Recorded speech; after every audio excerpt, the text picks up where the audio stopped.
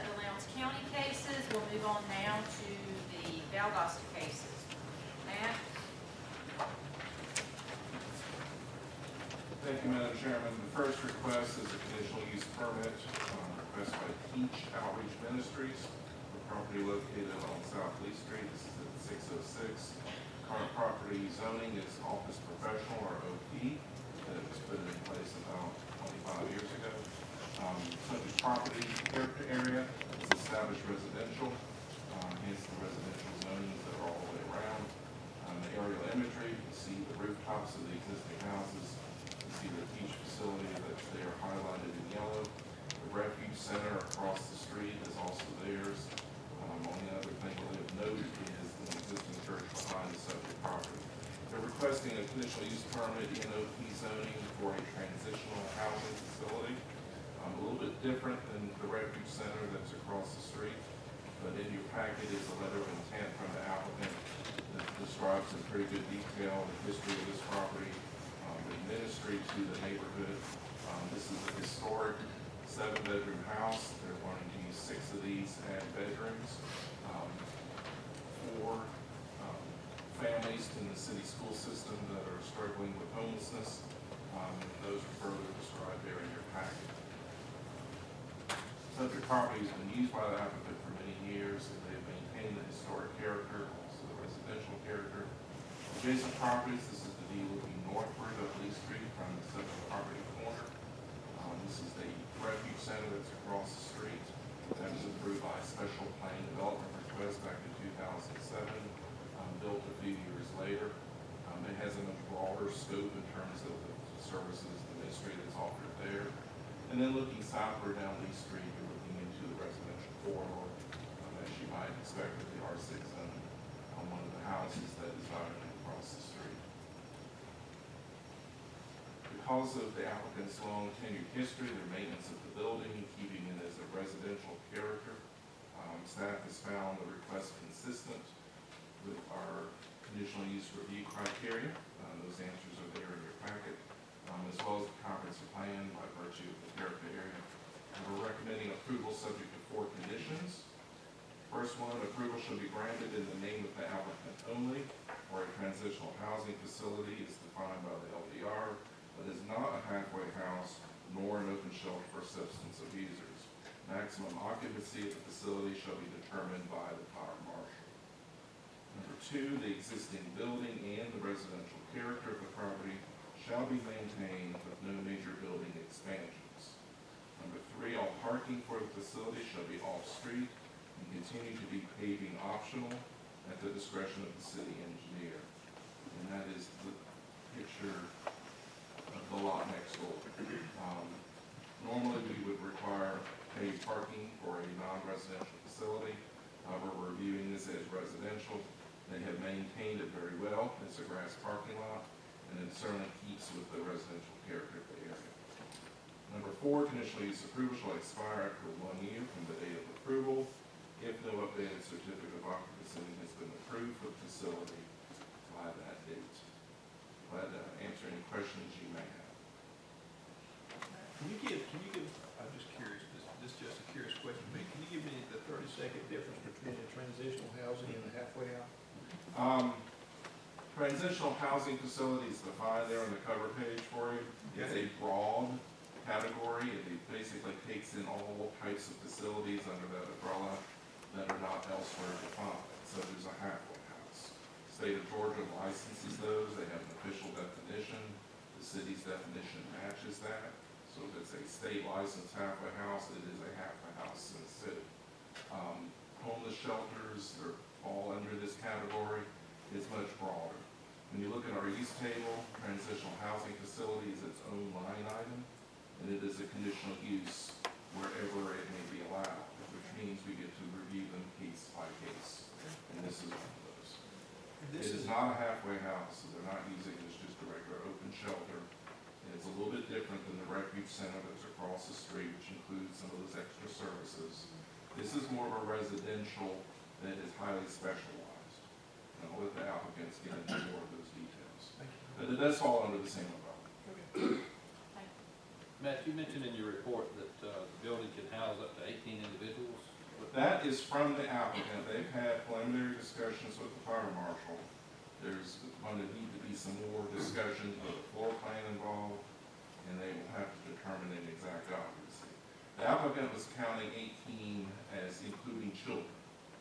It's not 18 adults, it is simply 6 family units unless there's lots of kids, in which case the family would occupy 2 of the bedrooms, but they're limited really by the size of the building. Thank you. Is that a driver with the applicant if they can't get 18? I'm just curious, or do I need to ask them that? I think I have to ask them. My guess is they will tell you they will gladly take as many as they can legally hold. Yes, sir. Thank you. Okay. Thank you, Mr. Chairman. All righty, we'll open it up. Who here tonight would like to speak on behalf of this request? If you'll come forward, please.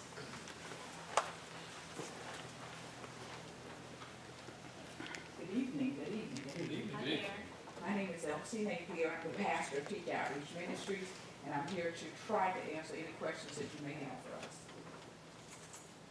Just thank you. The question I just extended to Mr. Martin about the 18 individuals in here.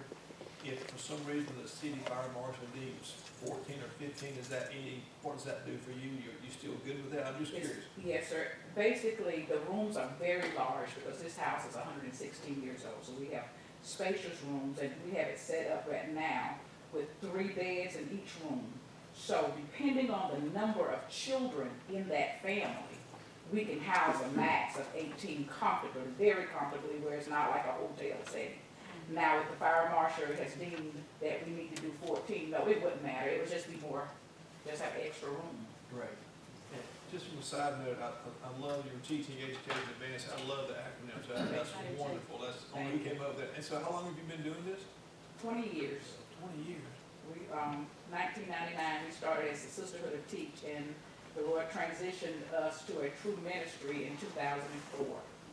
So almost 20 years, I guess. It's great. It's great. So you probably won't have any problem at all filling it up quickly. Well, we were told from the school right now they have over 300 children where their parents live in hotels, and we are only targeting. This is in Lowndes County? Yes. We are only targeting mothers and children. We're not going to be having men, or we're not going, and we're only going to do children up to 5th grade because we're trying to keep that part of that male, So if a female. mother comes in and has a 3rd grader, 5th grader, and a 9th grader, We would try to help to find them an alternative, and the reason being it's just all about safety, all about distance, And we're calling it a transitional center because we see ourselves a little bit different, because our goal is they don't just come there to stay.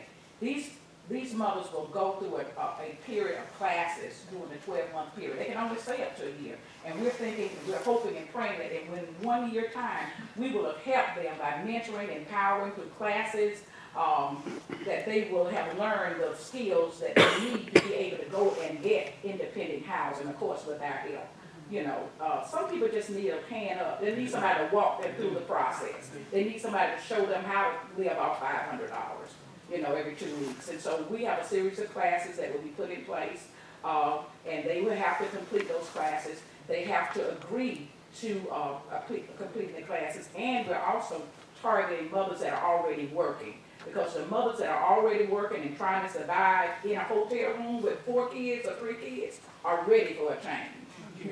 So we have certain criteria that the families will are have. those to meet. considered, I'm sorry, if you live in a hotel room, is that considered homeless? Yes, it is. Is it? Yes.